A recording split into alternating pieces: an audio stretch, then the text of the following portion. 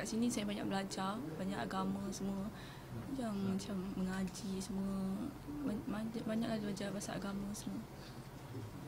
Sebelum ni kamu tak dapat pendidikan agama? Sebelum saya dapat cukup agama, cuma cakap dorongan diri sendiri tu. Cakap memang masa kita buat tu memang tak fikir apa. Kita fikir macam seronok semua. Cakap tak fikir akibat, fikir macam memang seronokkan lah fikir time tu. Masa tu fikir macam tak fikir family semua, tak fikir akibat akan datang, fikir time tu juga. Saya rasa cakap jangan fikir seronok lah semua. Jangan fikir sekarang kita buat, kita fikir depan semua kan. Sebab cakap sedap sekejap, bila orang cakap tanggung semua hidup kan. Kita nak berdepan dengan family, malu semua, orang semua tahu bapak-bapak kita. Bapak nak berdepan dengan ahli keluarga lain kan. Macam malu lah semua. Cakap macam susah lah cakap. Jangan fikir seronok sekarang. Fikir akibat akan datang semua. Sebab kita tak tahu bila kita akan kena semua kan. So, bila saya kena ni, saya sedar lah. Saya berubat semua. Cakap memang insaf lah. Cakap lepas tu datang. Kalau saya cakap, kalau tak ada macam ni, memang saya tak sedar. Saya fikir nak seronok semua. Tak fikir mak bapak semua pesan kita kan. Didik kita jadi orang yang berguna, tapi kita bagi dia macam ni. Memang sedih saya kesian kat bapak saya semua lah. Gerun tak bila kena sebab sebelum sebab bila dikata kena sebab rasa gerun? Lepas tu rasa macam masa saya kena jatuh hukum tu, rasa macam terduduk, terdiam, macam tak tahu cakap apa. Macam terkejut sebab saya kena tiga tak macam tak boleh nak berayuan semua kan. Sini Adik rasa hukuman setimpal tak dengan apa yang saya rasa, saya rasa tak, sebab kalau orang cakap kalau buat berzina tu cakap rejam sampai mati kan semua. Saya rasa alhamdulillah sempat ni macam menjedarkan saya. Cakap keinsafan tu memang ada lah. Cakap memang saya fikir sedih lah, saya fikir anak saya tengok saya kan. Masa tu sebab baru kecil tak nampak kan. Itulah pas orang tua kan dia boleh tengok macam mana kita kan. Cakap dia perasan semua. So ayah saya tunggu saya beritahu, tapi saya tak beritahu tu lah. Tapi macam dia tanyalah mengandung ke semua. Saya cakap yelah sebab tak ada sorok kan, sebab perut makin besar. kerja ke? Selepas belajar tu kerja? Tak kerja.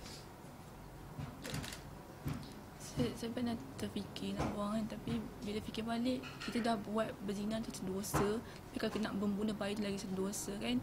Saya fikir panjang lah benda tu. Sebab saya saya lahirkan dia, saya besarkan dia. Sebab kita dah buat salah, takkan kita buat dosa lagi kan. Sebab membunuh tu dosa besar kan. Saya rasa baik saya jaga, tapi tak ada rezeki kan cakap. Saya penjara 30 hari, 6 sebatan. 30 hari? 6 sebatan denda? Tak ada. Pasangan tu siapa? Apa nasihat sama ada daripada belakang, daripada bapa, pegawai penjara ataupun ustazah yang sampai sekarang adik ingat sampai bila lah, kamu takkan lupa lah orang kita selain kesempatan ni? Terima kasih kepada pihak penjara, bimbing kita, mengajar kita orang semua, jaga kita orang. Lebih kepada dia orang nasihat benda-benda baik semua. Lepas ni buat apa semua dia orang banyak menolong lah. Alhamdulillah.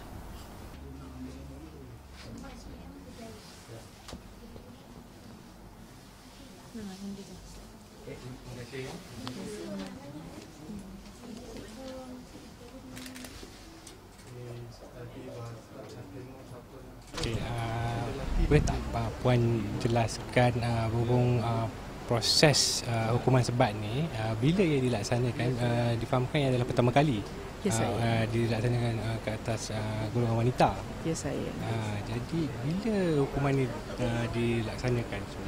Kita mula pertama kali kita laksanakan untuk hukuman sebatan untuk mahkamah syariah ni bagi pesalah wanita adalah pada 14 Februari tahun ni lah, 2010. Atas kesalahan? Atas kesalahan Seksyen 23.2 Akta Kesalahan Jenayah Syariah. Bagaimana proses pelaksanaan hukuman sebatan ini?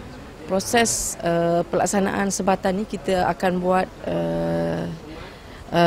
biasanya seminggu sebelum kita laksanakan sebatan, sebab kita kena dapatkan doktor untuk pengesahan kita laksanakan sebatan rotan.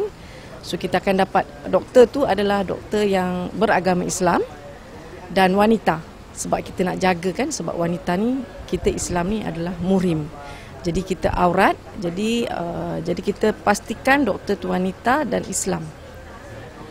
Jadi selepas kita dapatkan doktor, kita pagi sebelum kita laksanakan hukuman, kita akan buat pemeriksaan kesihatan. Jadi pemeriksaan kesihatan tu untuk kita tentukan bahawa dia fit ataupun dia sihat untuk disebat dan dia tidak sakit dan dia tidak mengandung. Selepas kita dapat pengesahan daripada doktor, kita akan laksanakan hukuman. Katakan dia punya hukuman 6 sebatan. Jadi kita akan baca hukuman dia pada pesalah yang menerima hukuman, dan pengarah institusi tersebut akan tanyalah sama ada dia masih mempunyai hukuman ataupun tidak, ada rayuan ataupun tidak. Jadi kalau dia tak ada apa-apa, kita akan panggil tukang sebat kita untuk melaksanakan hukuman sebat rotan. Jadi katakan dia mempunyai 6 sebatan, jadi kita akan kita akan sebat terus 6 sampai selesai lah.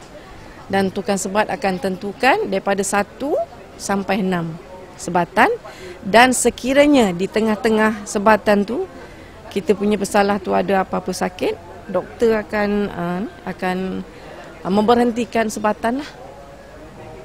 Untuk penjara wanita Kajang ni, berapa ramai pegawai sebat wanita?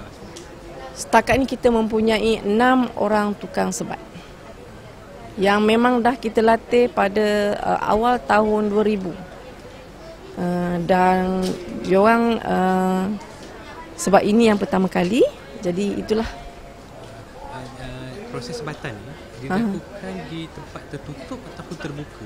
Kita dijalankan di tempat yang tertutup, jadi dan tidak akan dilihat oleh mana-mana banduan lain. Dan proses tu kita akan buat rahsia, secara rahsia lah. Jadi banduan pun tidak akan tahu yang hari tu ada proses sebat rotan.